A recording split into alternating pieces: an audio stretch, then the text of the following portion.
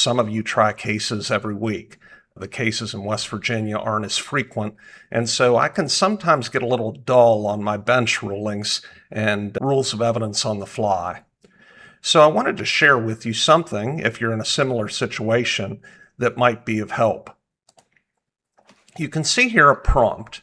I explained to ChatGPT what I wanted it to do, and the chatbots are very good at creating prompts for you. They're very, very detailed. The evolution of prompt science is ongoing, but I find that I have good luck with prompts and outputs when I am very, very specific about what I want.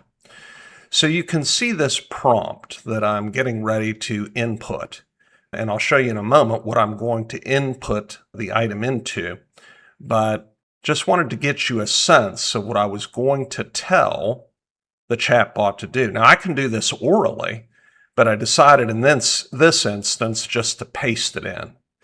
So you can see all of the little details I had. I wanted to have this optional variant of making things more adversarial and advanced, and we'll see how badly I crash and burn. But I'm now going to select this entire prompt and copy it, and let's see where I'm going next.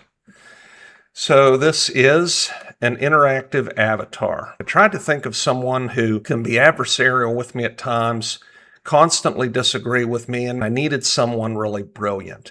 So this is my daughter. She doesn't know that I'm doing this, and I would just ask you all to make it our secret, but you'll see what happens in a moment. First, I wanted to show you all the different ways, the roles that you can use. And you see business coach there and language learning partner. It's a great way to practice my Spanish.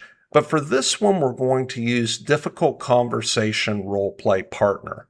That's something my daughter plays with me frequently. We'll go ahead and fix that.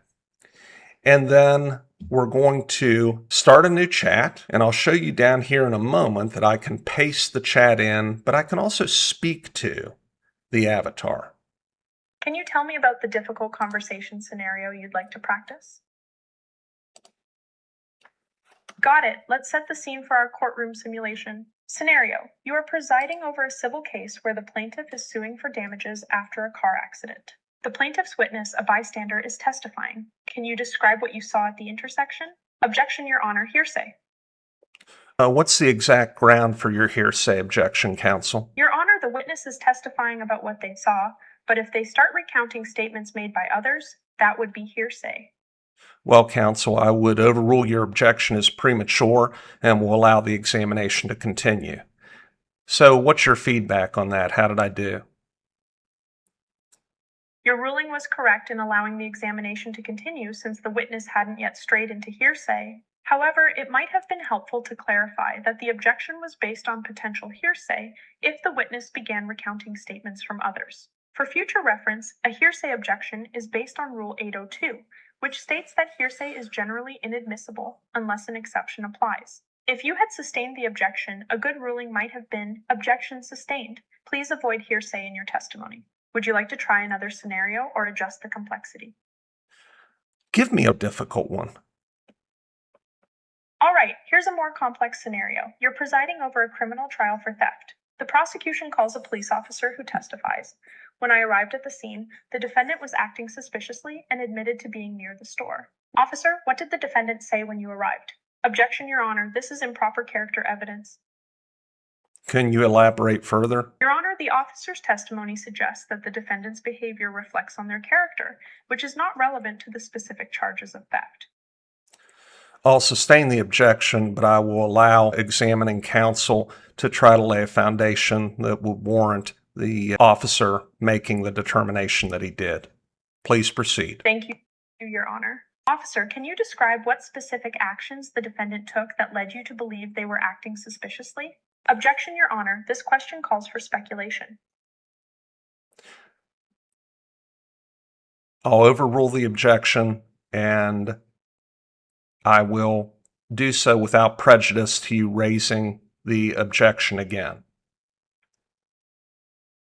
Now, Thank you, Your Honor. how did I do?